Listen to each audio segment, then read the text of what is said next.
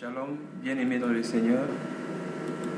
Gloire et louange à notre Père qui nous a encore bénis ce soir par la présence de notre frère Gauthier. Nous rendons grâce à notre Père qui a restauré notre frère, qui a protégé notre frère et qui a eu pitié de nous comme le bien-aimé Paul venait de l'écrire sur le mur. Ce Dieu-là nous aime beaucoup, bien-aimés.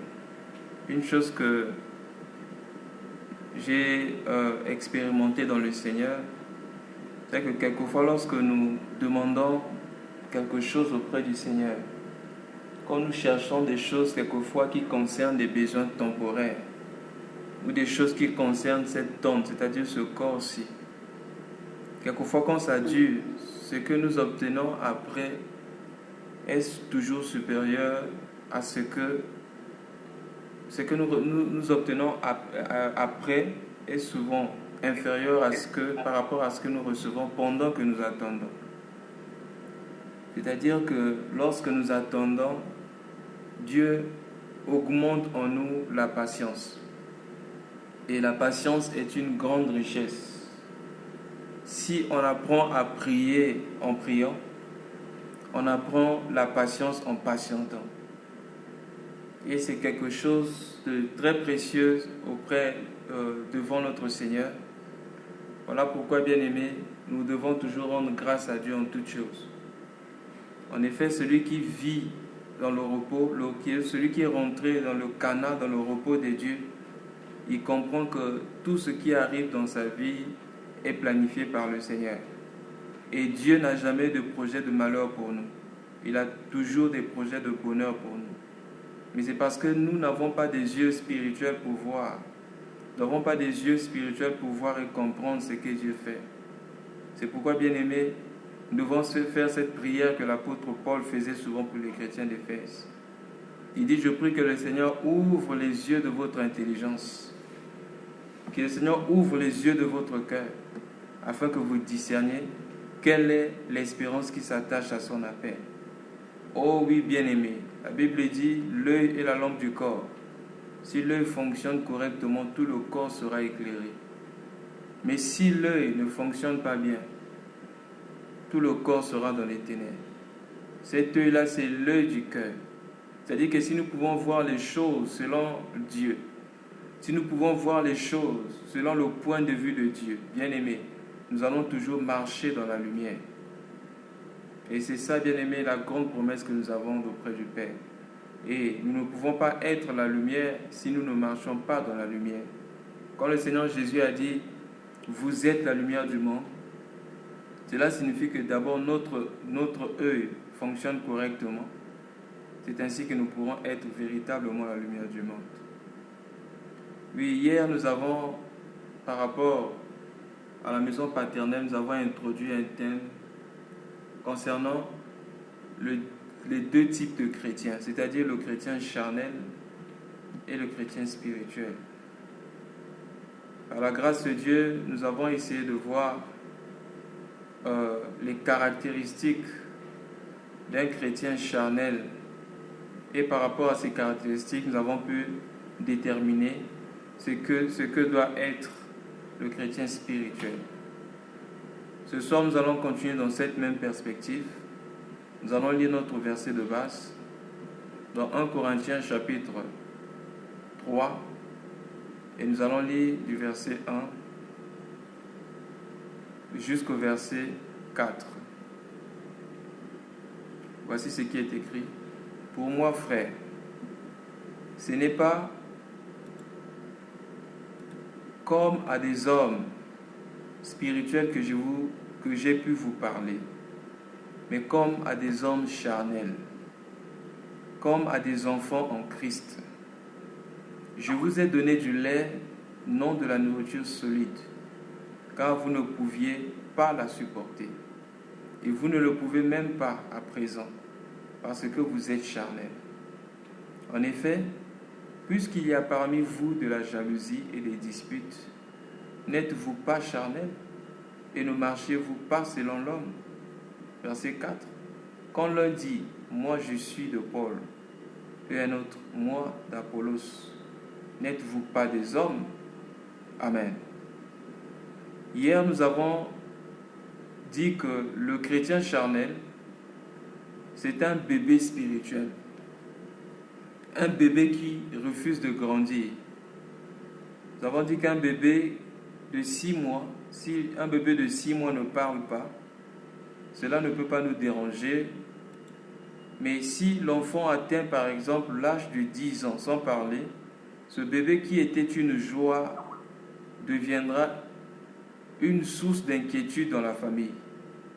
Parce qu'un bébé normal doit parler, je crois, à 9 ou peut-être 1 an. Et nous avons dit que le chrétien charnel, c'est quelqu'un qui est bébé spirituel, c'est-à-dire que c'est des gens dans l'église qui ne font rien, qui ne font que recevoir, ils ne donnent jamais. Ils sont comme des membres paralysés dans le corps.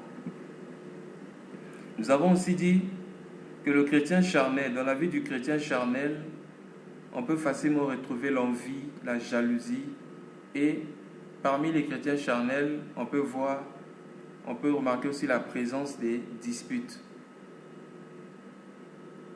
Et on va continuer aujourd'hui. Au verset 4, nous remarquons ici, l'apôtre Paul nous révèle quelque chose. Il dit quand l'un dit, moi je suis de Paul, et un autre, moi d'Apollos, n'êtes-vous pas des hommes? Dans d'autres versions, on dit, ne réagissez-vous pas comme des hommes non régénérés? Bien-aimés, Dieu nous a appelés à vivre une vie différente de tous les hommes ou de tout le monde. Parce qu'en effet, nous avons reçu la sémence de Dieu en nous. Or, la Bible dit qu'on reconnaît un arbre par ses fruits. Si nous avons reçu la sémence de Dieu, nous devons produire des fruits dignes de repentance. C'est-à-dire que lorsqu'on nous regarde, il doit y avoir la différence entre nous et ceux qui n'ont pas été régénérés dans leur intelligence. Mais malheureusement, dans l'Église aujourd'hui, quelquefois il est difficile de faire la différence entre celui qui est chrétien et celui qui ne l'est pas. Tout simplement parce que il y a des chrétiens charnels et d'autres sont spirituels. On remarque une chose au verset 2. La Bible dit, « Je vous ai donné du lait, non de la nourriture solide, car vous ne pouvez pas la supporter, et vous ne le pouvez même pas à présent. » On remarque quelque chose. Le chrétien charnel ne peut pas recevoir la parole de Dieu. Pourquoi? Parce que le chrétien charnel, lui, réfléchit sur la parole selon l'homme, non pas selon l'esprit. Or, si nous lisons par exemple dans 1 Corinthiens chapitre 2, l'apôtre Paul explique là-bas que c'est une sagesse. Je vais lire 1 Corinthiens chapitre 2. La Bible dit au verset 6, la Bible dit cependant c'est une sagesse que nous prêchons parmi les parfaits. Sagesse qui n'est pas de ce siècle, ni des chefs de ce siècle qui vont être anéantis. Nous prêchons la sagesse de Dieu, mystérieuse et cachée que Dieu, avant les siècles, avait destinée pour notre gloire. Sagesse qu'aucun des chefs de ce siècle n'a connue, car s'il eût connu, il n'aurait pas crucifié le Seigneur de gloire. Au verset 10, la Bible dit, Dieu nous les a révélés par l'Esprit, car l'Esprit sonde tout, même les profondeurs de Dieu. Et lorsque nous lisons au verset 11, dit, lequel des hommes en effet connaît les choses de l'homme, si ce n'est l'Esprit de l'homme, qui est en lui. De même, personne ne connaît les choses de Dieu, si ce n'est l'Esprit de Dieu. Or, nous n'avons pas reçu l'Esprit du monde, mais l'Esprit qui vient de Dieu, afin que nous connaissions les choses que Dieu nous a données par sa grâce. C'est très important. Donc, pour connaître les choses de Dieu, nous devons fonctionner, bien aimé, au niveau spirituel. Voilà pourquoi l'apôtre Paul dit, même jusqu'à présent, vous êtes incapables de recevoir ces versets-là, de recevoir ces vérités-là, de recevoir cette parole. Vous êtes incapables. Voilà pourquoi Jésus a dit, lorsqu'il envoyait les disciples, il dit dans Matthieu chapitre 28, je crois que c'est du verset 18 au verset 20 là-bas, il dit « Allez partout dans le monde et faites de toutes les nations mes disciples. » Et la Bible dit « Ensuite, enseignez-leur. » Donc, il faut d'abord que quelqu'un devienne disciple et ensuite, il part de l'enseignement. Je vais chercher rapidement le passage. Matthieu chapitre 28, le verset 19 à 20. La Bible dit ceci. Allez et faites de toutes les nations des disciples, les baptisant au nom du Père, Fils, Saint-Esprit, et enseignez-leur à observer tout ce que je vous ai prescrit, et voici je suis avec vous tous les jours jusqu'à la fin du monde. Pourquoi le Seigneur Jésus-Christ parle de l'enseignement après le discipulat? Parce que si on n'est pas disciple du Seigneur Jésus-Christ, on ne peut pas comprendre l'enseignement du Seigneur. Voilà pourquoi lorsqu'il marchait sur la terre, il parlait souvent en parabole. Mais lorsqu'il se retirait avec les disciples dans la maison, lorsqu'il se retirait avec les disciples, le Seigneur Jésus-Christ expliquait tout aux disciples, bien-aimés dans le Seigneur. Aussi longtemps que nous ne serons pas des disciples, nous n'allons jamais comprendre la parole de Dieu. On ne peut pas comprendre la parole de Dieu avec notre propre intelligence. Mais on comprend la parole de Dieu, bien-aimé, par l'Esprit. Parce que la parole de Dieu, on la comprend par la révélation. Jésus, une fois a posé la question aux disciples de savoir, que dit-on que je suis? Ils ont commencé à donner plusieurs réponses. Non, tu es Jérémie, d'autres disent que tu es Élie, d'autres disent que tu es l'un des prophètes, tu es Moïse, d'autres disent même que tu es Jean-Baptiste, etc. Ok, ça c'est ce que les gens disent. Mais vous, que dites-vous que je suis? Et la Bible dit, Pierre va dire, tu es le Christ, le Saint de Dieu. Et qu'est-ce que Jésus va dire à Pierre? Ce n'est pas la chair et le sang qui t'ont révélé cela, mais c'est mon Père qui est dans les cieux. Ça veut dire quoi? L'information vient de l'homme, la révélation vient de Dieu. Nous ne pourrons jamais connaître Dieu, nous ne pourrons jamais connaître le Christ sans la révélation. Voilà pourquoi les pharisiens, qui étaient charnels, ils sondaient les Écritures, ils croyaient avoir la vie en elles, mais ne pouvaient pas avoir la vie, ne pouvaient pas recevoir cette vie, la vie des Écritures, parce qu'eux ne voulaient pas venir à Christ. Or, c'est auprès de Christ qu'on peut recevoir la révélation. C'est-à-dire que lorsque nous lisons les Écritures, si nous ne voyons pas Christ bien-aimé, si nous ne rentrons pas par Christ, nous ne pourrons pas avoir la révélation. Jean chapitre 10, verset 9, la Bible dit « Je suis la porte. Si quelqu'un entre par moi, il sera sauvé. Il entrera et il sortira, il trouvera du pâturage. » Or, le Seigneur Jésus est en train d'expliquer quelque chose. Il dit que pour lire les Écritures, pour comprendre les Écritures, pour avoir la nourriture des Écritures, il faut entrer par moi. Si vous n'entrez pas par moi, vous n'aurez rien à manger. Jean chapitre 10, si un bien-aimé peut nous lire ce passage. Jean 19. Jean chapitre 10, verset 9.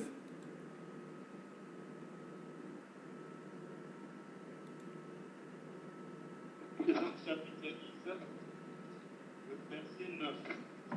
J'ai lu au nom du Seigneur Jésus. Je suis la porte.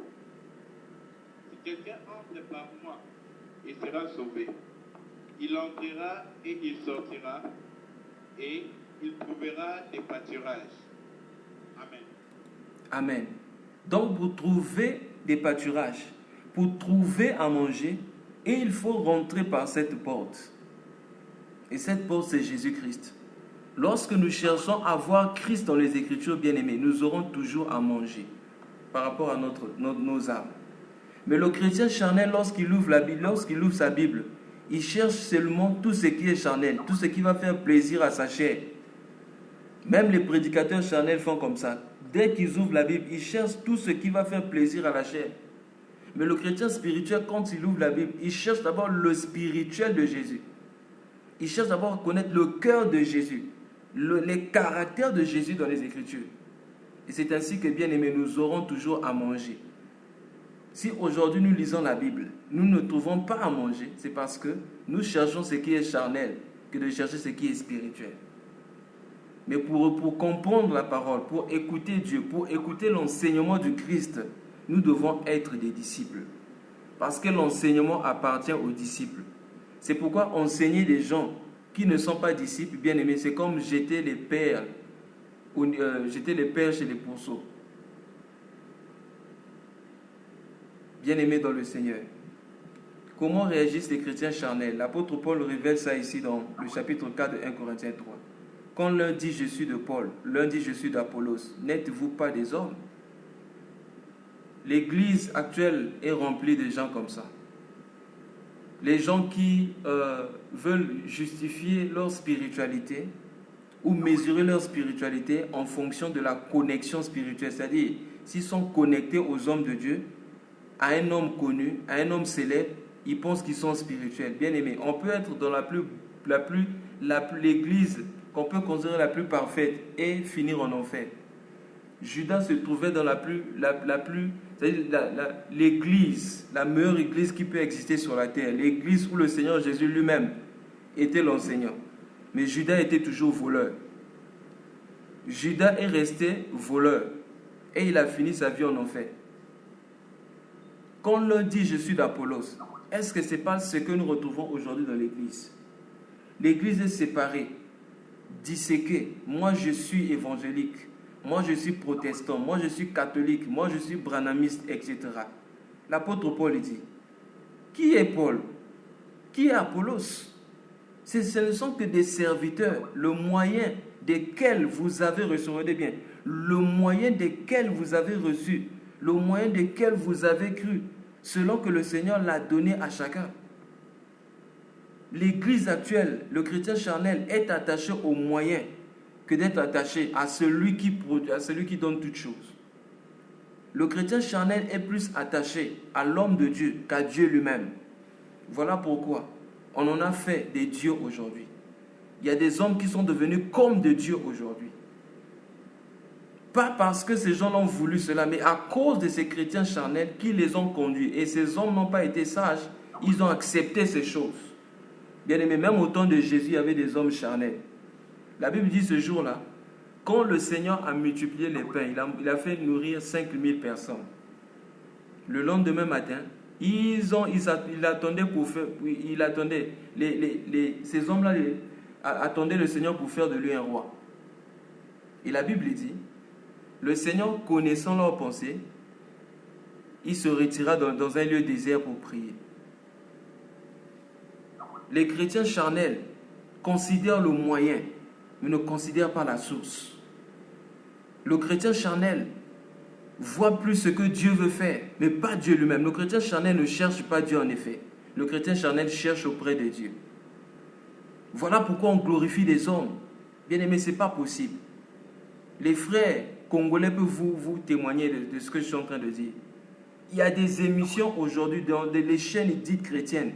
1 heure de temps, on ne fait que parler de l'homme de Dieu. Mais où est Jésus? On ne parle pas de Jésus, on parle de l'homme de Dieu. Donc, 1 heure de temps, bien aimé, on ne fait que parler de l'homme de Dieu. Où est Jésus? Alors que c'est de lui qu'on devait parler. La Bible dit dans le livre d'Apocalypse, lorsque Jean a regardé, lorsque Jean pleurait parce qu'il n'y avait personne pour ouvrir le livre, la Bible dit, voici, le vieillard va dire à Jean, ne pleure pas Jean, voici le lion de la tribu de Juda qui a vaincu. Et lorsque Jean a regardé, il a vu au milieu du trône, quelqu'un qui était assis au milieu du trône.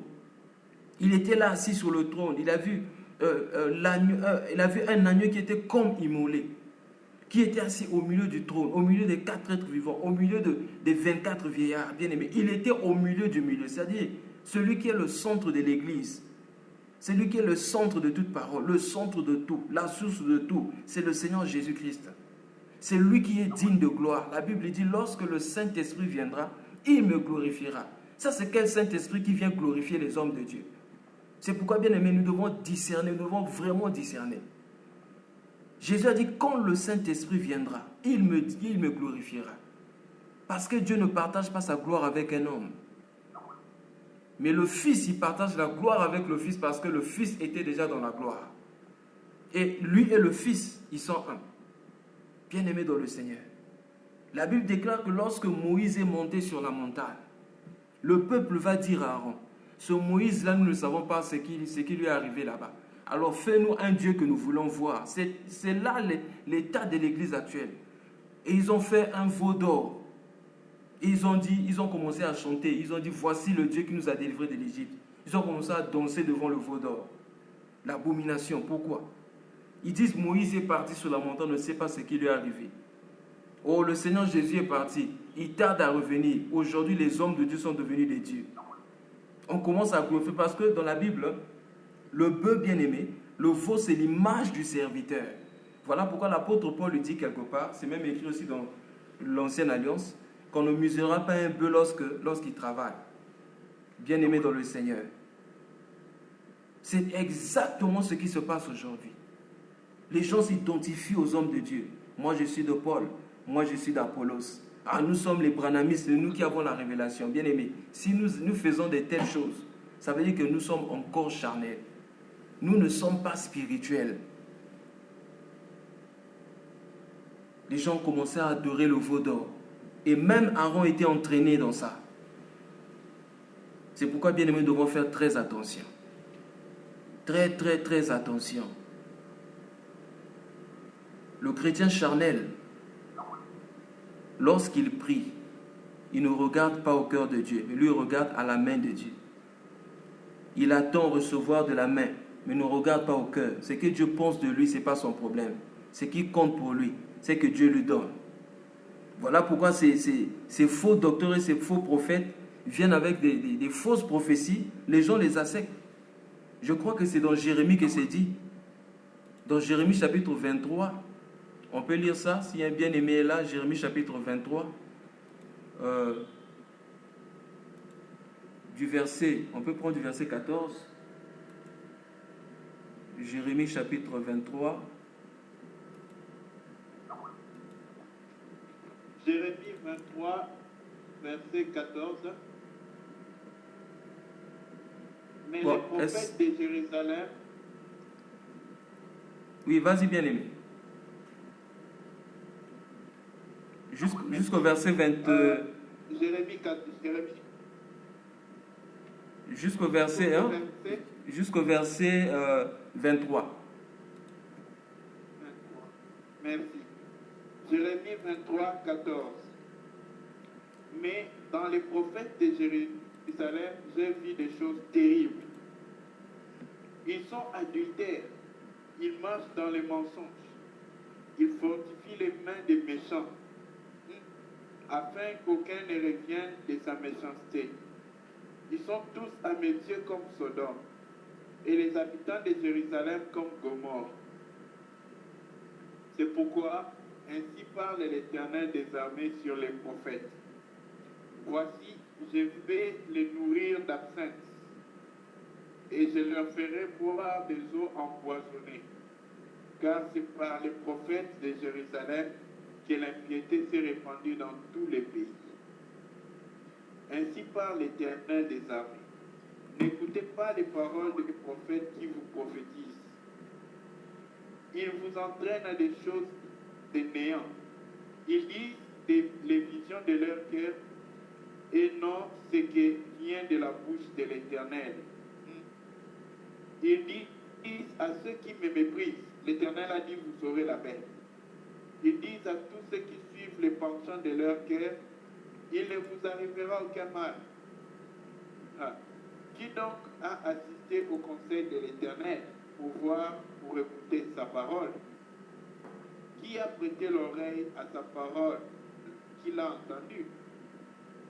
Voici la tempête de l'Éternel, la fureur éclate, l'orage se précipite, ils font sur la tête de méchants. La colère de l'Éternel ne se calmera pas, jusqu'à ce qu'il ait accompli, exécuté les desseins de son cœur. Vous le comprendrez dans la suite des temps. Je n'ai point envoyé ces prophètes, et ils ont couru. Je ne leur ai point parlé, et ils ont prophétisé.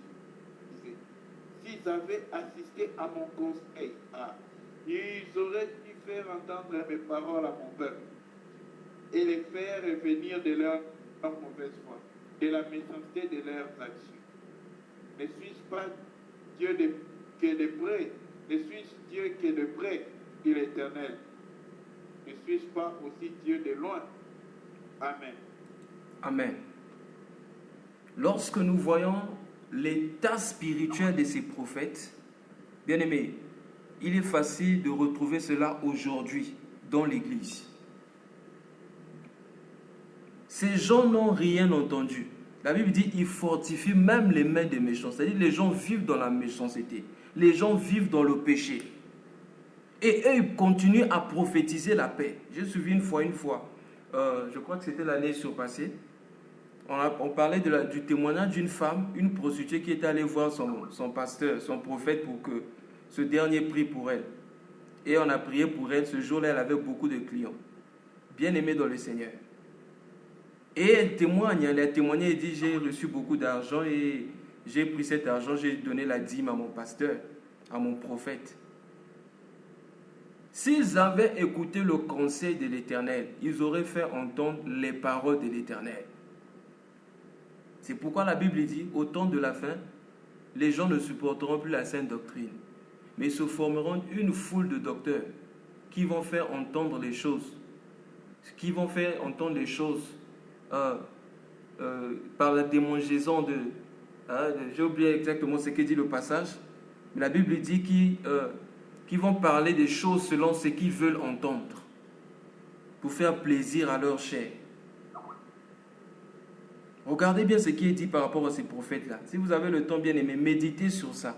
Vous allez retrouver beaucoup de choses qui se passent aujourd'hui dans l'Église. C'est pourquoi, bien aimé, nous devons faire très attention. On peut être loin de Dieu sans le savoir. Regardez bien ce que l'Éternel dit. La Bible dit, la colère de l'Éternel ne se calmera pas jusqu'à ce qu'il ait accompli et exécuté les desseins de son cœur. Vous le comprendrez, bien aimé, dans la suite des temps. Je n'ai point envoyé ces prophètes et ils ont couru. Je ne leur ai point parlé, ils ont prophétisé. Discernons les prophéties, bien-aimés, les prophéties qui viennent. Directement, lorsque Dieu parle, Dieu réprimande le péché. Quand Dieu parle, Dieu veut faire revenir à l'homme. Dieu veut faire revenir l'homme de ses mauvaises voies. Ces gens-là, généralement, ils ne voient pas le péché qui est dans la vie de la personne. Ils voient seulement la promotion. Et comme les gens aiment la promotion, on dit Amen, un grand Amen. Alors que ce qui est important chez Dieu, c'est d'abord que nous puissions être en connexion avec lui. Parce que ce monde va passer. Cette vie va passer. Mais ce qui est important chez l'Éternel, d'abord, c'est la vie éternelle que nous allons vivre auprès de lui. Ce qui fait mal au cœur de Dieu, c'est lorsque l'homme est éloigné de lui. Et Dieu envoie ses prophètes pour que ces hommes-là reviennent à lui. Par rapport même à l'esprit d'Élie, par rapport à Jean-Baptiste, la Bible dit, il fera revenir le cœur de père à leurs enfants.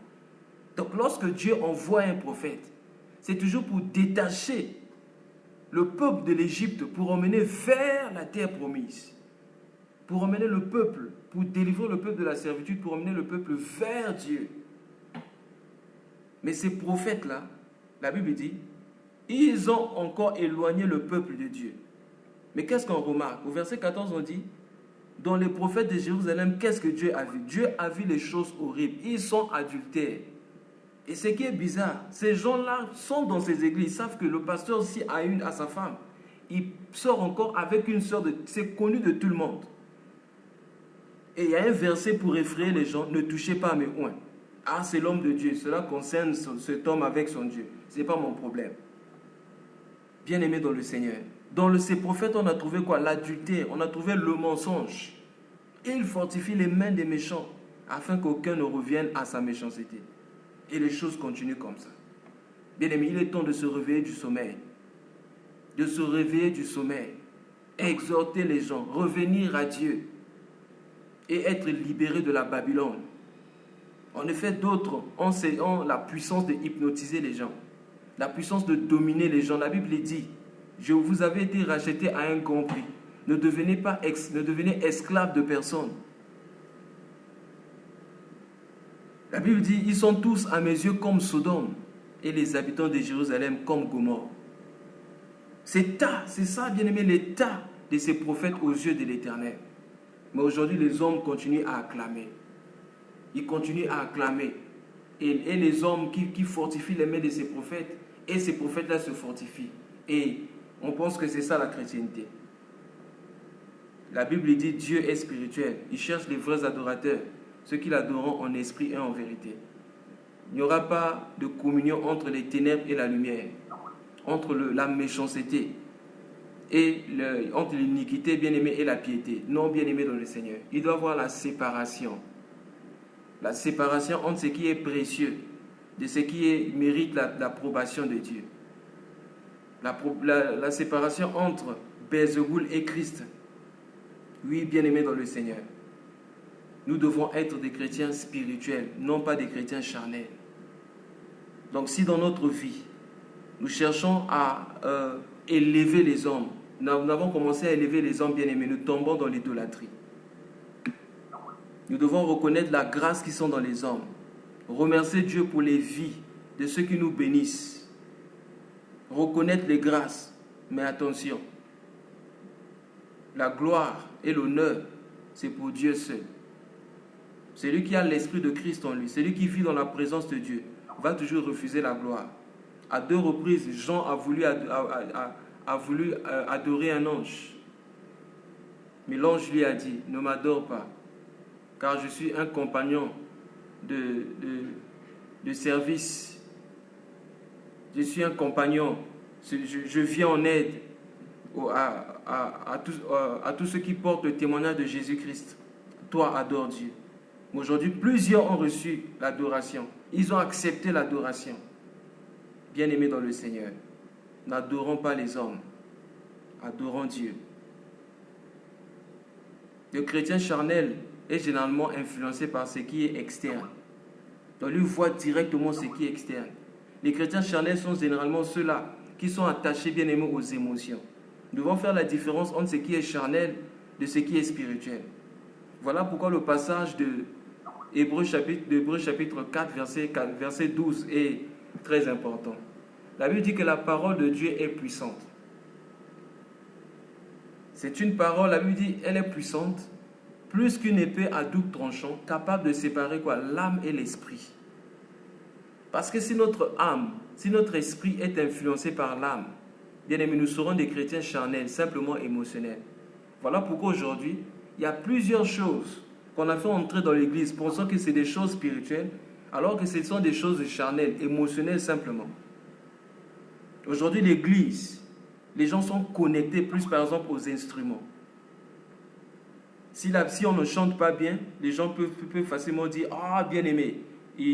Comme la personne, le chantre ou la chantre a dégamé, donc on m'a fait sortir de la présence de Dieu. Non, bien aimé, tu n'as pas été, tu n'as jamais été, tu n'étais pas dans la présence de Dieu. Parce que si tu étais dans la présence de Dieu, le piano ne peut pas te faire sortir de la présence de Dieu. On a remplacé la vraie présence de Dieu, bien-aimé, en ajoutant d'autres bien-aimés, d'autres apports comme le piano dans l'église. Le piano, la guitare, la musique, la mélodie, etc. L'art.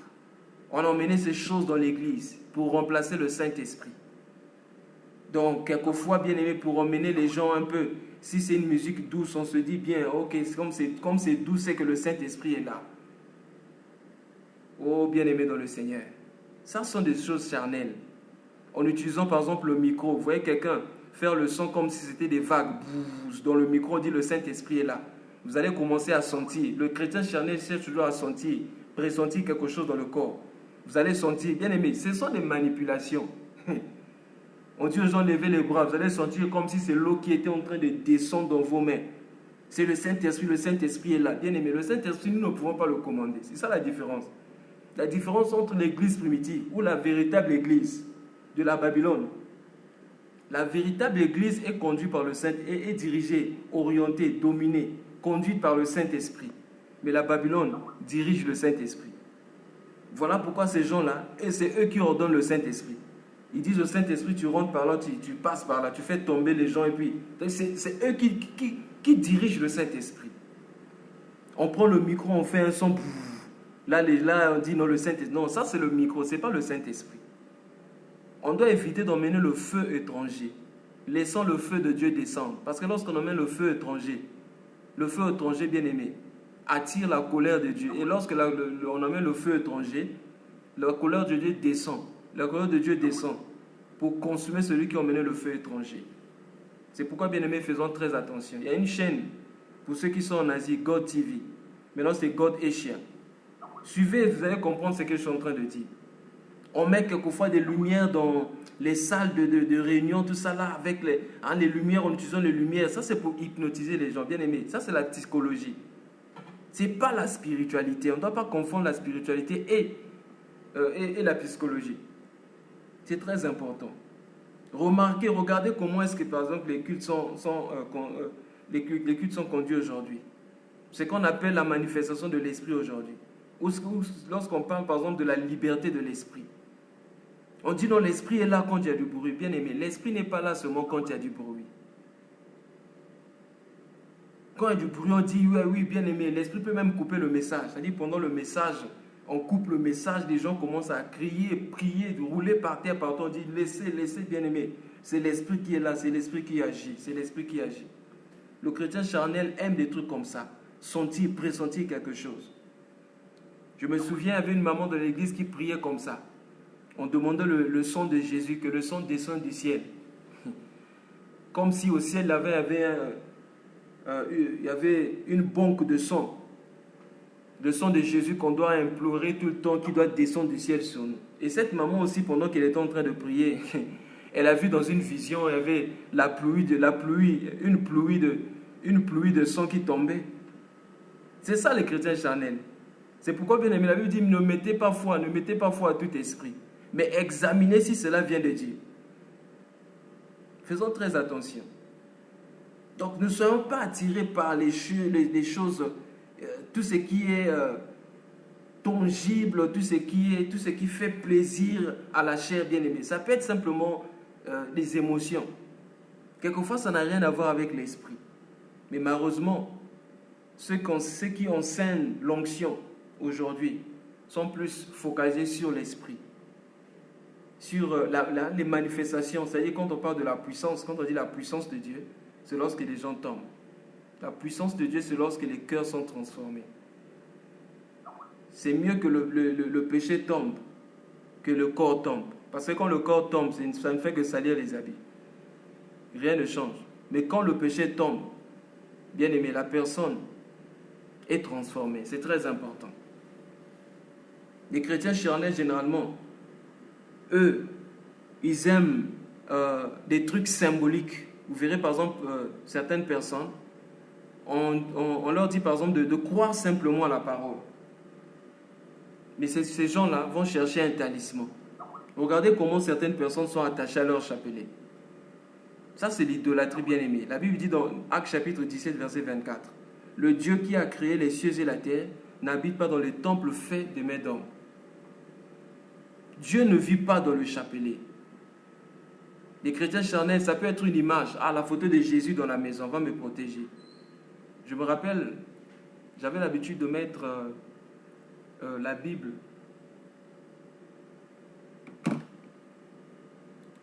Allô? Je me rappelle, il y avait un moment où je prenais ma Bible avant de dormir. J'ouvrais ma Bible, je mettais juste à côté. Et pour moi, je me disais que comme la Bible, c'est la parole de Dieu, la Bible est puissante, ça veut dire que tous les démons qui vont rentrer, ils vont voir la Bible et ils vont fuir. Non, bien aimé, la Bible, c'est simplement quelque chose qui a été imprimé. La Bible ne peut rien faire, ne peut pas effrayer le diable ou ses démons. Parce que même le diable connaît la parole. Il y a des magiciens qui utilisent la Bible. Ça, c'est l'idolâtrie. Je mettais ma confiance dans la Bible, les feuilles de papier. Non, bien aimé. Cette parole-là devient puissante quand je mets ça dans ma vie, quand je mets cette parole en pratique. C'est en ce moment-là que cette parole deviendra une puissance en moi. C'est très important. Ne soyons pas des chrétiens charnels, mais soyons des chrétiens spirituels. Le chrétien charnel, généralement, comme je disais, c'est quelqu'un qui ne cherche pas Dieu, mais qui cherche simplement auprès de Dieu. Voilà pourquoi il n'est pas rare de voir quelqu'un, certains chrétiens dire « Dieu m'a déçu ». Pourquoi? La source de sa joie n'était pas Dieu, La source de sa joie, c'était peut-être son mariage qu'elle cherchait ou qu'il cherchait. Peut-être c'était juste le travail. Donc l'obtention du travail devient une occasion de chute. Comme il a reçu le travail, c'est fini, on s'arrête, c'est fini avec Dieu. Le contrat, c'était que Dieu me donne le travail, c'est fini. Voilà pourquoi, bien-aimés dans le Seigneur, nous devons apprendre. Le chrétien spirituel cherche d'abord Dieu. Il cherche à être connecté à Dieu. Parce qu'il sait que s'il a trouvé Dieu, il a tout trouvé. Parce que Christ, bien-aimé, est tout dans notre vie. Le chrétien charnel, c'est celui-là qui voit facilement, on a déjà parlé de ça, les faiblesses des autres. Mais il voit rarement les faiblesses en lui-même. Le chrétien spirituel prend plus de temps à examiner sa propre vie à la lumière des Écritures. Mais le chrétien charnel, il examine sa vie par rapport à d'autres chrétiens. Voilà pourquoi, bien-aimés, nous devons faire très attention. Lorsque nous commençons à examiner plus les vies des gens, ça veut dire que nous avons commencé à rétrograder dans le Seigneur. Nous sommes devenus charnels. Le chrétien charnel parle facilement des erreurs des autres. Le chrétien charnel expose facilement les autres. Le chrétien spirituel, il sait comment cacher les faiblesses des autres. La Bible parle de Joseph. Lorsqu'il a su que Marie était enceinte, la Bible dit qu'il était en train, comme la Bible dit d'abord que comme Joseph était un homme de bien, il voulait rompre avec Marie secrètement. Mais l'ange lui dit, ne te sépare pas de Marie. L'ange lui a expliqué qu'en effet, cette grossesse était par la vertu du Saint-Esprit. C'est très important, bien-aimé. Le chrétien spirituel n'expose pas les faiblesses des autres, mais il sait comment cacher les faiblesses des autres. Le chrétien charnel expose facilement. Le chrétien charnel, en effet, dénigre. Le chrétien charnel rejette facilement. Mais le chrétien spirituel, il sait comment supporter les faiblesses parce qu'il sait que lui-même, il est faible. Il sait que lui-même peut tomber. Voilà pourquoi l'apôtre Paul dit que celui qui pense être debout, qu'il fasse attention pour ne pas tomber. C'est très important. Ok, faute de temps, nous allons nous arrêter là. Que le Seigneur nous fasse grâce afin que nous soyons des chrétiens spirituels et non pas ceux qui sont charnels. Merci, bien-aimés.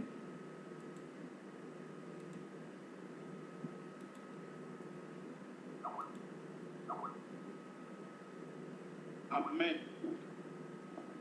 Gloire au Seigneur. Gloire à Jésus.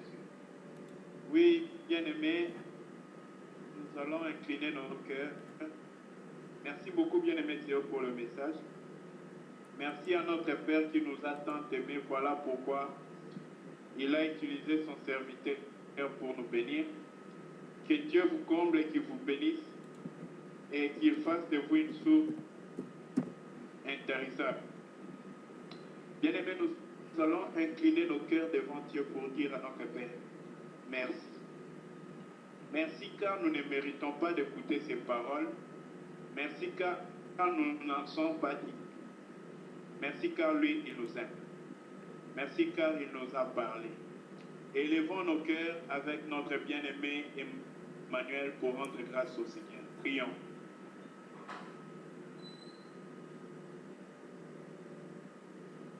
Oui, Éternel, le Dieu Tout-Puissant, nous te rendons grâce, nous te disons merci, Père, pour encore cette merveilleuse parole que tu nous as encore accordée, Seigneur, ce soir. Nous voulons encore, Père éternel, t'élever encore, Seigneur, pour ta parole. Ta parole, Seigneur, que nous ne méritons pas, Seigneur, de recevoir encore ce soir de ta part. Mais, Seigneur, par ton amour, tu nous l'accordes, Seigneur.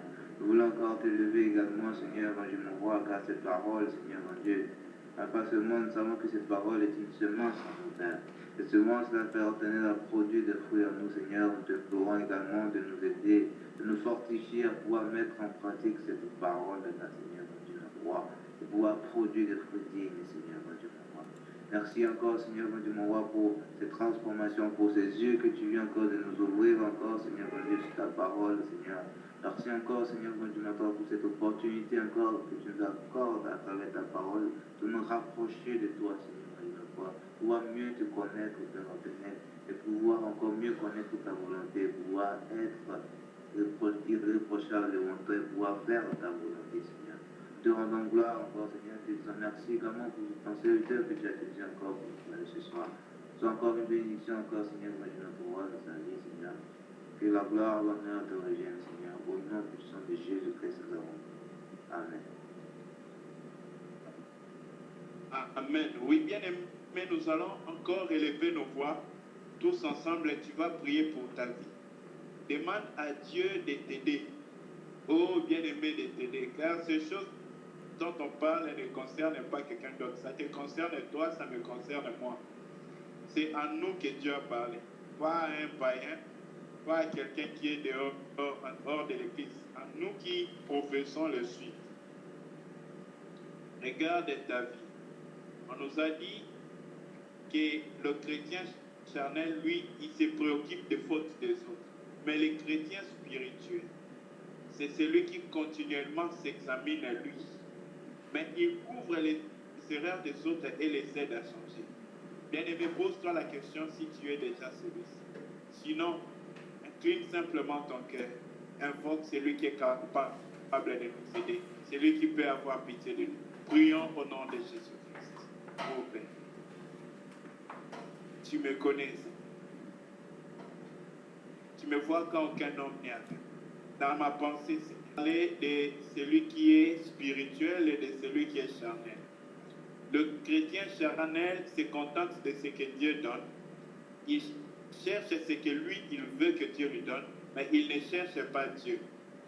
Il marche avec ses propres désirs et il veut que Dieu soit l'ouvrier de ses désirs. Le chrétien charnel met sa confiance, bien-aimé, dans les choses. Il met sa confiance, bien-aimé, dans les choses religieuses, la prière, la Bible. Il met sa confiance, bien-aimé, dans quelque chose de matériel, dans son argent, dans quelque chose qu'il a, dans un membre de sa famille, dans la créature et non dans le Créateur. Voilà pourquoi nous allons prier avec le bien-aimé frère. Que Dieu étouffe tout ce qui était notre appui. Bien-aimé, un bateau pour pouvoir se mettre à l'abri au milieu des tempêtes va vers la rive et place, bien-aimé, son guet, son appui, bien-aimé, sur une pierre solide. Car c'est la solidité de cette pierre-là qui va la préserver, ce bateau, de pouvoir résister au vent des tempêtes. Voilà pourquoi nous allons prier. Que Dieu tue tout ce qui était notre appui. Si tu t'es reposé dans ton appui sur ta famille, sur ton oncle, sur ton père, ta mère, que Dieu cache ta famille, mais que Dieu, bien-aimé, enlève dans ta foi ton espérance dans toutes ces choses. Afin que Dieu seul soit ton espérance. Prions ensemble avec le frère Frélin. Oui, Seigneur, tu es merveilleux parce que tu nous enseignes, tu veux du bien pour nous. Seigneur, nous te prions ce soir que tu puisses nous aider. Que tu sois, Seigneur, notre centre d'intérêt. Que notre foi, notre confiance, notre espérance soit tout autour de toi. Seigneur, enlève en nous l'espérance que nous avions, la confiance que nous avons mis dans nos œuvres, dans nos capacités, dans nos revenus, dans notre sagesse. Mais Seigneur, efface tout cela et laisse que toi seul tu sois au centre de nos cœurs. Seigneur, tu es le seul qui est capable de nous faire sortir de toute situation. Tu as dit dans ta parole, malheur à celui qui se confie en l'homme. Seigneur, comment un aveugle pourrait-il conduire un aveugle? Seigneur, si nous mettons notre confiance à un mortel, Seigneur, nous échouons. Aide-nous, Seigneur. Ouvre-nous les yeux du cœur, Seigneur, afin de comprendre que tu es l'unique, et tu es l'unique dans notre vie. Et que rien ne peut arriver sans toi. Et rien ne peut être fait sans toi. Seigneur, aide-nous. Pour les moments où nous passons, Seigneur, aux heures que nous sommes, Seigneur, laisse que toi, tu sois au centre de nos pensées, au centre de notre recherche. que toi, oh Seigneur, que tu animes notre foi, que tu animes notre envie, que tu animes, Seigneur, nos recherches. Sois au milieu de nous, Yahweh. Aide-nous, Seigneur, à te trouver. Aide-nous, Seigneur, à marcher tous les jours, les yeux fixés sur toi.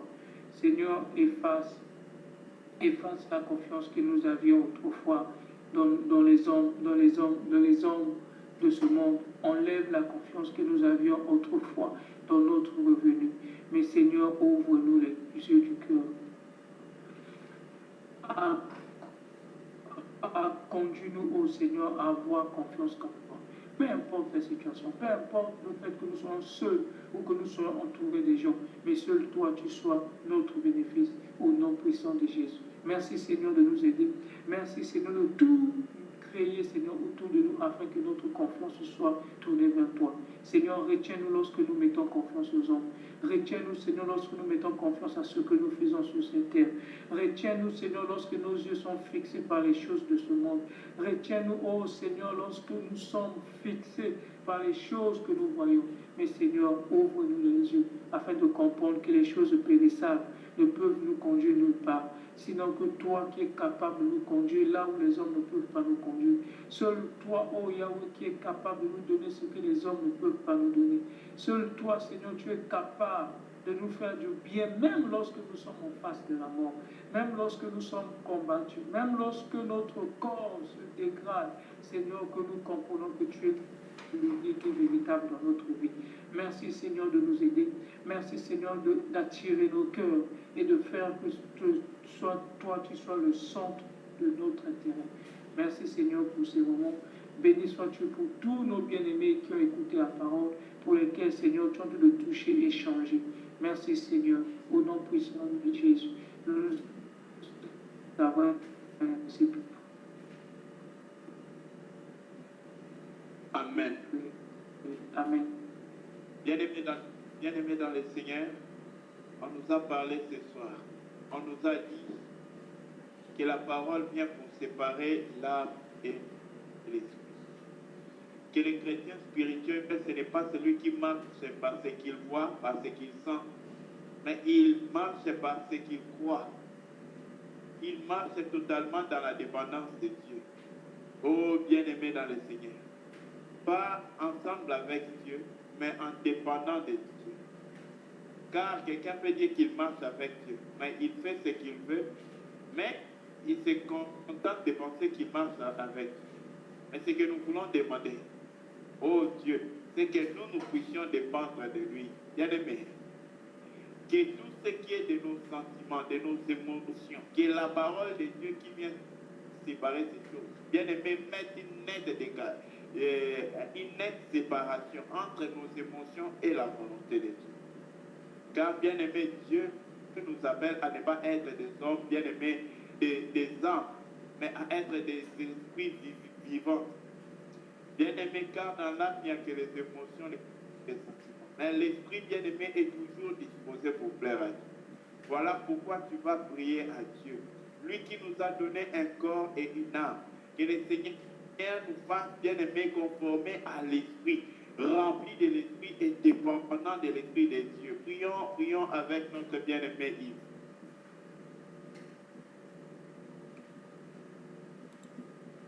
Priez à l'unisson, chacun là où il est, que le Seigneur fasse ce miracle et cette opération dans nos âmes, dans nos vies, qui sépare, bien-aimé, nos émotions de sa voix, et cœur le désir, Yahweh, de te plaire. Père, quand l'incapacité de te plaire, Yahweh parle encore dans nos mains. Nos yeux sont fixés sur toi. La capacité, Seigneur, c'est toi notre capacité de faire tout ce qui t'est agréable. Merci pour ce que tu fais ce soir. Yahweh, miracle dans notre intérieur. Nous le croyons, Père. Merci pour ton amour. Au nom de Jésus-Christ. Amen. Oui, bien-aimé, on nous a parlé de l'homme charnel. Le chrétien charnel, c'est celui qui veut donner gloire à l'homme et c'est celui qui veut recevoir la gloire des hommes. Mais il ne ramène pas les hommes à Dieu. Il est centré sur lui-même. Il veut recevoir la gloire des hommes et aussi donner la gloire aux hommes. Voilà pourquoi nous allons élever nos voix. Nous allons prier avec notre bien-aimé Olivier, qui va demander à Dieu de nous aider afin que nos vies ne consistent qu'à glorifier le Seigneur, que nos vies ne consistent qu'à plaire à Dieu. Prions avec le frère Olivier. Seigneur, je veux bénir ton nom. Je veux te rendre toute la gloire. Parce que nos vies soient des vases de gloire, dans lesquels tu vas déposer ta gloire, déposer ton esprit. Père, tu dis dans ta parole que maudit soit celui qui met sa confiance en l'homme, met sa confiance en la chair. Père, détourne-nous de cette pensée, afin que tout le temps, tout ce que nous traversons, tout ce que nous faisons, que notre, oh Seigneur, notre foi soit seulement que en toi. Et je prie en fait que Père, nos émotions, nos sentiments soient canalisés, soient influencés par ton esprit qui est en nous. Je prie en fait que Père, toute notre vie, toutes les secondes, toutes les minutes, tous les jours, Seigneur, que nous vivons sur cette terre, que nous, Seigneur, nous languissons après, oh Seigneur, toi, pour te plaire, rien que toi, Seigneur Jésus-Christ. Et je prie, afin que toute influence de ce monde, Seigneur Jésus-Christ, que tu nous donnes, Seigneur, la force, le discernement de nous en détourner. Je bénis ton nom, parce que Père, tu nous fortifies et tu nous donnes la capacité et la volonté pour le faire, selon la richesse de ta grâce. Seigneur, béni soit ton Saint-Nom. Merci Adonai, que ton nom soit élevé au ciel et des cieux. Amen. Amen. Gloire au Seigneur. Oui, bien-aimés, nous allons encore prier. On nous a parlé de l'homme charnel. L'homme charnel ne peut pas recevoir la parole de Dieu. Parce que cet homme bien-aimé, la parole de Dieu c'est fait pour les disciples. C'est par la révélation que Dieu donne sa parole. Et Dieu ne révèle pas sa parole à tout homme. Dieu révèle sa parole à l'homme qui est patient de Dieu, qui attend à la porte de l'éternel. Dieu révèle sa parole aux humbles. Voilà pourquoi il a dit, je te loue Père, et c'est que tu as caché ces choses aux grands, mais tu les révèles aux enfants. Oh bien-aimé, tu vas prier. À chaque fois que nous allons ouvrir les Écritures pour chercher la pensée de Dieu, que le Saint-Esprit nous révèle sa parole. À chaque fois même que dans nos cœurs nous méditons, nous nous rappelons, nous ruminons la parole que les Écritures que nous avons lues. Que le Saint-Esprit bien-aimé souffle la vie, la révélation, le rhéma de Dieu qui vient pour éclairer notre âme et changer nos vies. Bien-aimés dans nos cœurs, prions au nom de Jésus-Christ. Oh, s'il te plaît, Seigneur, c'est toi qui as la parole de nous. Tu as dit que vous n'avez pas besoin qu'on vous enseigne, car l'onction qui demeure en vous, Père, pas l'onction qui vient à un temps en nous, mais l'onction qui demeure. Cette onction-là nous enseigne sur toutes choses. Oh Père, quand nous ouvrons les Écritures, Père, si les hommes de ce monde ne peuvent pas comprendre ta pensée parfaite et complète dans tes Écritures, dans ta parole, Père, à cause de ton amour, daigne-tu, Seigneur, que cela te plaise de nous les révéler, Père, ta pensée profonde. Oh Père, c'est qu'aucun homme n'a reçu de la Bible. Père, depuis que cette Bible a été écrite et lue, Père, révèle-nous des choses que l'homme ne peut pas comprendre, Père, à cause de ton esprit. Nous n'attendons pas les choses que d'autres hommes, Seigneur, nous ont dit, mais nous voulons entendre des choses que toi seul peux dire à l'homme. Père, révèle-nous ta parole. Révèle-nous ta parole. Ouvre-nous, Seigneur, la soif de ta parole. Nous voulons, Père, trouver Yahweh.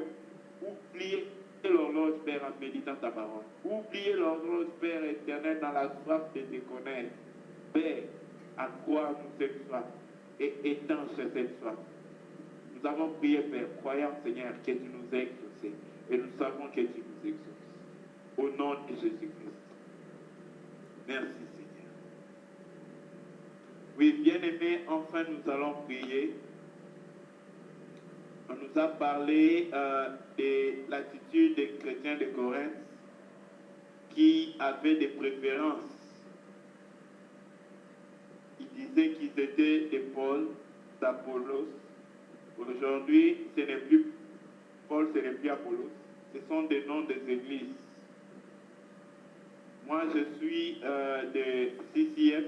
Moi, je suis de, je ne sais pas, l'église catholique. Moi, je suis de Victory. Je suis des unies en prière dans sa grâce. Moi, je suis le sacrificateur de l'Éternel. Bien-aimés dans le Seigneur, nous devons être de Christ et rien que de Christ. Nous ne devons pas le dire seulement, mais nous devons l'être. Voilà pourquoi nous allons dire au Seigneur.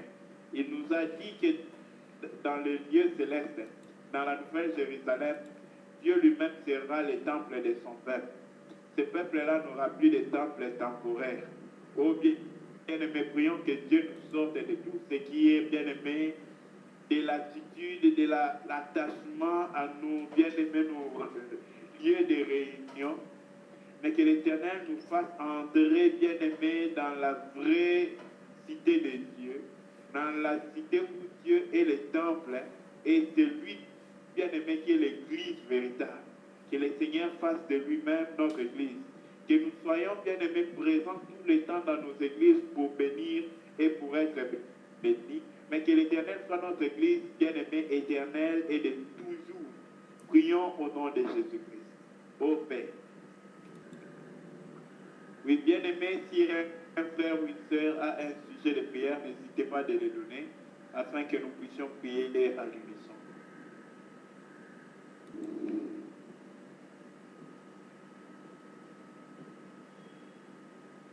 Seigneur, s'il n'y a pas de sujet de prière, y a-t-il un frère ou une sœur qui a un ajout par rapport à la parole que nous venons d'écouter?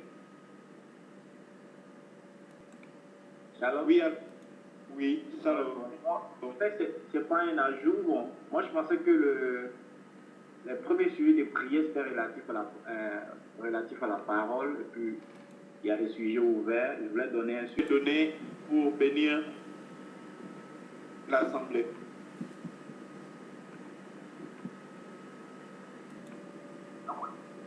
Je voulais partager quelque chose que notre frère Théo a dit en passant. Mais je voudrais insister, accentuer encore cela. Car le secret de la vie chrétienne, bien aimé, on ne devient pas spirituel par le nombre de cultes qu'on prêche. On ne devient pas spirituel par le nombre des activités qu'on fait à l'église. On peut devenir religieux en faisant beaucoup de services. Souvenons-nous de Marthe et de Marie. Celle qui était spirituelle, c'était Marie. Et celle qui était charnelle ou émotionnelle, c'était Marthe. Voilà pourquoi elle n'avait pas la paix, elle n'avait pas le repos. Marie avait le repos. Vous allez vous rendre compte que Marthe, même quand elle se plaignait de Marie auprès de Jésus, Marie était là, mais Marie n'avait pas parlé. Elle était dans le repos, frère. Elle était dans le vrai repos. Cela nous indique un peu la vie de celui qui est spirituel et de celui qui est émotionnel, charnel. Bien-aimé dans le Seigneur, il est très important pour nous de pouvoir quitter l'étape d'être émotionnel ou charnel et d'entrer bien-aimé dans le spirituel. Voilà pourquoi certaines personnes vont croire que moi particulièrement, j'ai été mal interprété par certains frères. Je souhaiterais que je sois réellement corrigé, mais je n'ai pas été convaincu de Dieu que j'étais dans l'erreur. Pourquoi? Parce que j'ai remarqué dans les frères qu'ils pensent que les émotions, c'est ça la voix de Dieu, c'est ça la parole de Dieu. Bien-aimé, tu peux même écouter une voix dans ton cœur. Cela n'est aucune précision que cela est la voix de Dieu. Nos émotions, nos sentiments sont dans nos cœurs. Tout ce que nous ressentons sont dans nos cœurs. C'est à cause de cela que certaines personnes disent facilement que Dieu m'a dit. Quand est-ce que Dieu t'a dit ça? Oh bien-aimé, l'autre fois, le frère Théo nous a donné un exemple ici pour nous dire qu'un serviteur de Dieu vient non en blanc. Mais il a vu une tache en lui, c'est alors qu'il a reconnu que ce n'était pas Dieu, c'était un ange déguisé, un ange de lumière, un démon. Bien-aimé, si nous dépendons de nos émotions, nous sommes disqualifiés de beaucoup de choses de Dieu. Proverbe 23, le verset 5 dit ceci. Ne dépend pas de ton raisonnement, mais appuie-toi, place ta confiance en l'Éternel.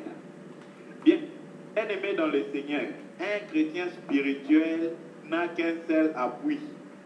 Parce que celui qui a mis fin à tous ses appuis, c'est Dieu, confère Jacob. Si Dieu n'a pas encore cassé ce qui te fait marcher, ton voiture, pour te donner les bâtons sur lesquels, bien aimé, dépend duquel tu vas marcher, bien aimé, tu es encore charnel. Tout homme qui dépend de l'homme ou de la créature et qui ne s'appuie pas sur le Créateur est encore charnel. Voilà pourquoi, frère, nous devons faire attention à nous. Sommes-nous charnels ou nous sommes spirituels? Un chrétien, un homme spirituel, il regarde continuellement à 3 directions. Continuellement. Je ne dis pas une fois, pas pendant la prière, pas pendant les retraites, mais continuellement à 3 directions. Et selon l'ordre dans lequel je vais essayer de le dire avec la grâce de Dieu. Il regarde d'abord en haut. Vous allez remarquer que chaque fois qu'un homme est près de pécher, l'Éternel dans la Bible lui demande de relever ses yeux. Bien-aimé, regardez en bas, c'est la source des péchés et la direction du péché. Un homme spirituel regarde premièrement en haut. Pourquoi? Parce qu'il doit voir Dieu. Dès qu'il voit Dieu en haut, bien aimé, qui peut lever ses yeux pour regarder en haut? C'est celui qui a le cœur pur.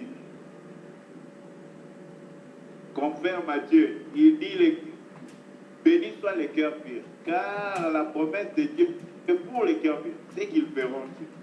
Donc quand un homme est pur, il ne voit plus les hommes, il ne voit plus les mal que les hommes lui font, il ne voit plus rien, mais il voit Dieu dans tout. Vous allez voir la vie des hommes, pourquoi il voyait Dieu dans tout. Sa femme a dit ceci, cela, lui dit non, c'est Dieu.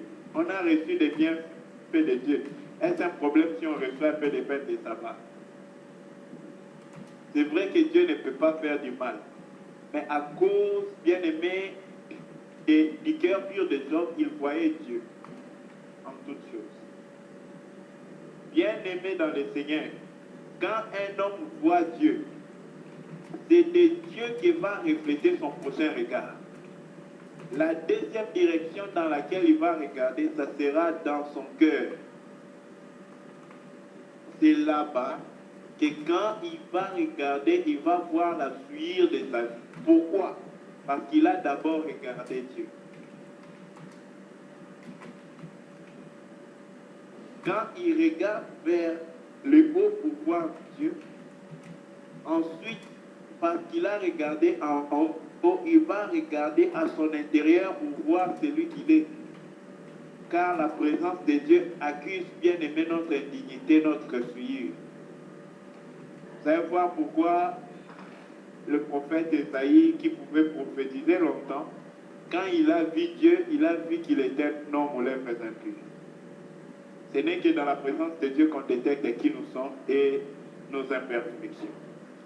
Mais bien aimé, il ne s'arrête pas là. Parce qu'il a vu sa propre souillure, il se répand. Ensuite, il regarde les autres. Voilà pourquoi, frères et sœurs, si tu ne peux pas encore voir ton propre péché, tu ne vas jamais aider un humain, un seul humain, à pouvoir se convertir, à changer. Si tu ne t'arrêtes qu'à regarder à toi-même. Tu n'es pas suffisamment bon ou prêt pour regarder aux autres. Un homme spirituel regarde à Dieu, il regarde au-dedans de lui pour se repentir. Ensuite, il regarde les autres pour les aider. Parce qu'il a pu se repentir de la poutre qui était dans son œil, il pourra aider les autres à enlever la balle qu'eux aussi ont. Bien-aimés dans le Seigneur, ne faisons pas le contraire, ne commençons pas par regarder les autres, nous allons voir leurs besoins et nous allons chercher à les aider. Or, notre aide peut être contraire à la volonté de Dieu. Voilà pourquoi depuis que Dieu m'a fait grâce de comprendre cela. Bien-aimé, même quand quelqu'un me demande une aide, je prie d'abord. Parce que tu peux aider quelqu'un, mais ton aide là ne contribue pas à la volonté de Dieu. Je ne prie pas pour dire non, Dieu, je ne peux pas, donne-moi, ne pas l'aider. Non, non. Prie que le Seigneur conduise ton cœur à faire cela conformément à sa volonté.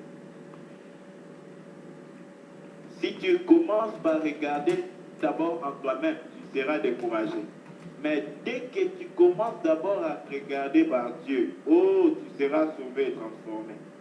C'est de là que nous redevenons nouveaux. Quand nous regardons sa face, nous sommes transformés en la même image de gloire en gloire. Que le Seigneur nous bénisse et qu'il parle même dans nos cœurs. Merci beaucoup, frère Théo, pour ce message. Moi, je suis trop béni. Que Dieu vous bénisse. S'il y a un bien-aimé qui a une édification pour nos âmes, ne la retiens pas, s'il te plaît, mets-la à notre disposition. Shalom, bien-aimé. Je bénis encore le Seigneur pour le message de notre frère Théo concernant la différence entre le spirituel et le charnel. Si j'ai bien compris, ici on nous parle comme on dit, ceux qui sont encore bébés dans la maison, qui ne grandissent pas. Alors, il s'agit bien là, le Seigneur nous parle de la maturité spirituelle. Aussi longtemps que nous sommes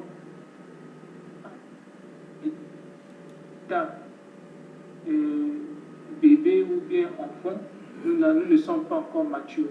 Alors, dans ce monde, comment nous reconnaissons les signes de la maturité de la vie de quelqu'un? C'est donc la responsabilité de gérer des problèmes. Dans ce monde, comment nous reconnaissons les signes de maturité de la vie de quelqu'un? C'est dans sa capacité de pouvoir comprendre les choses et de pouvoir discerner les choses.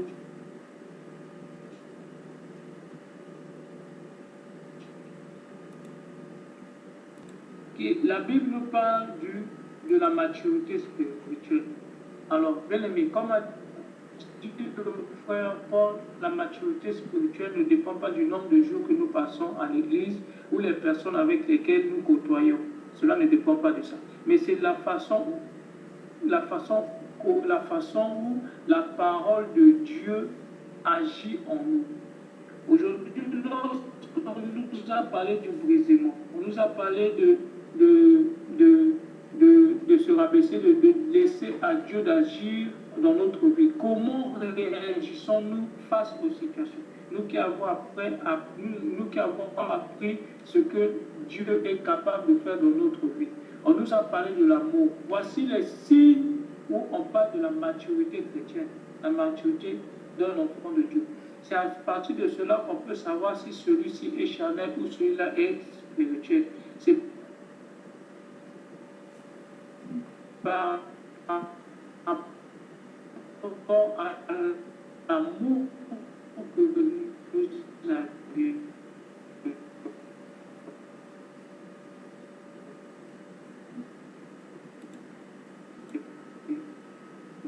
Si cela ne concerne que nous, si cela ne dépend que le Seigneur, les autres vont vous aider. Nous sommes capables de comprendre les autres, de toujours discerner les problèmes, de toujours comprendre ce qui autour de nous est capable et peut aider les uns les autres. C'est à ce niveau-là qu'on comprend qu'une personne grandit avec la parole de Dieu. Lorsque la parole de Dieu arrive à nous affecter, à ce moment-là, nous voyons les signes de la maturité spirituelle.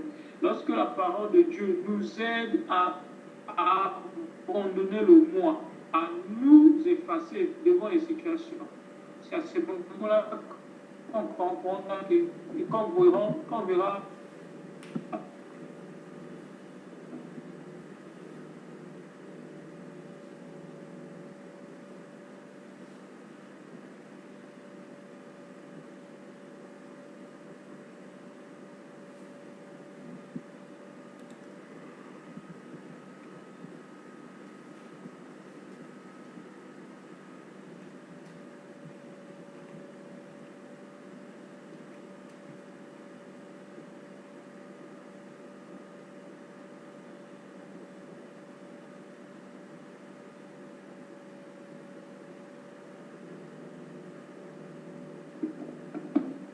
Shalom.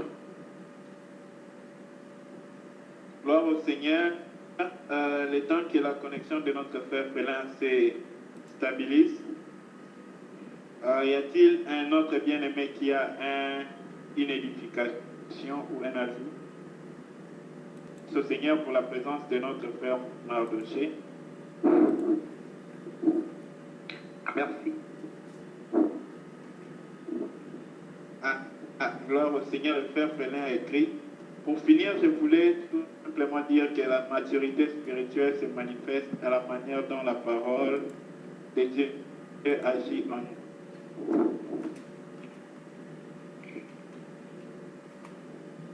Amen, frère. Amen.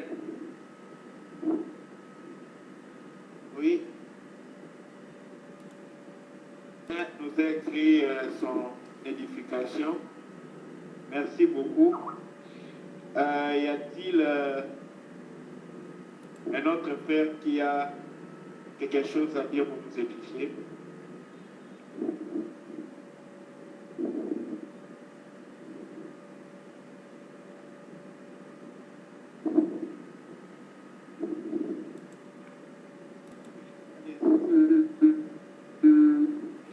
J'ai juste donné un exemple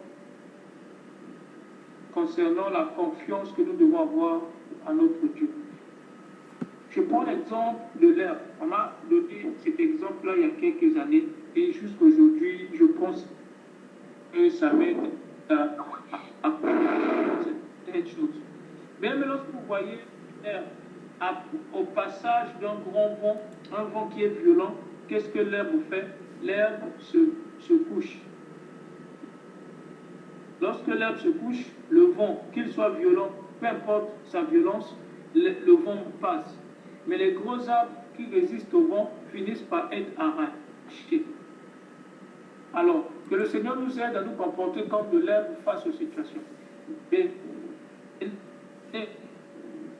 lorsqu'il y a un problème, seul Dieu est capable de donner la solution. Si tu vois pas la solution aujourd'hui, c'est que le jour que le Seigneur a réservé pour toi, ce n'est pas aujourd'hui. Si Dieu est capable de te guérir, de combattre pour toi, de donner la victoire. Si jusqu'aujourd'hui le combat persiste, c'est que celui qui donne la victoire n'a pas encore décidé. Il a ses raisons pour lesquelles il n'a pas décidé. Alors, nous devons nous laisser conduire par lui et laisser toutes les situations s'accomplir tout en ayant confiance en Dieu. Seul lui-même est connaît pourquoi il doit ou il ne doit pas faire telle chose, car la volonté de Dieu est meilleure. Donc, ne résistons jamais aux situations, ne nous plaignons pas, mais laissons les situations passer et couvrons-nous comme de l'herbe. Et après le passage de la situation, nous aurons toujours la force de se relever. Mais si nous résistons à la situation en cherchant à résoudre de notre propre force, bien aimé, la force ou bien la gravité de la situation risquera de nous arracher. Donc, bien aimé, c'est un peu ça ce que j'aimerais ajouter. Que le Seigneur nous aide et nous soutienne encore davantage. Amen.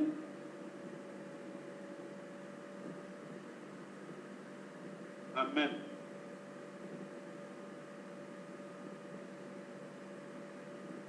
Gloire au Seigneur. Y a-t-il un autre bien-aimé qui a une édification pour nous?